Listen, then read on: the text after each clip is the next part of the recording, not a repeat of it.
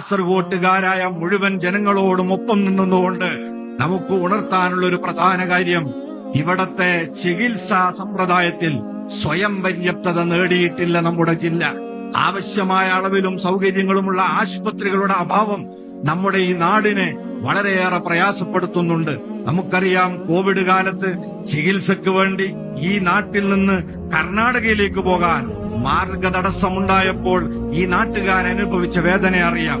2013 തന്നെ ഇവിടെ medical college പ്രഖ്യാപിക്കപ്പെട്ടെങ്കിലും ഇപ്പോൾ 2026 നമ്മൾ കടന്നെങ്കിലും ആ മെഡിക്കൽ കോളേജ് വേണ്ട രീതിയിൽ യാഥാർത്ഥ്യമായിട്ടില്ല. നമുക്ക് ഓർമ്മയുണ്ട്, ആ ഘട്ടത്തിൽ പ്രഖ്യാപിച്ച മെഡിക്കൽ കോളേജുകളായിരുന്നു മഞ്ചേരിയിലെ medical college, Palakkad medical college, പത്തനംതിട്ടയിലെ മെഡിക്കൽ കോളേജ്. ഇത് മൂന്നും ഇന്ന് സാധ്യമായെങ്കിൽ ഇന്നും അതാ ജലരേഖയായി അല്പസ്വല്പം മുന്നേറിയിട്ടുണ്ടെങ്കിലും സമ്പൂർണ്ണ വിജയത്തിലേക്ക് ഈ ജില്ലയുടെ മെഡിക്കൽ കോളേജ് വളർന്നിട്ടില്ല.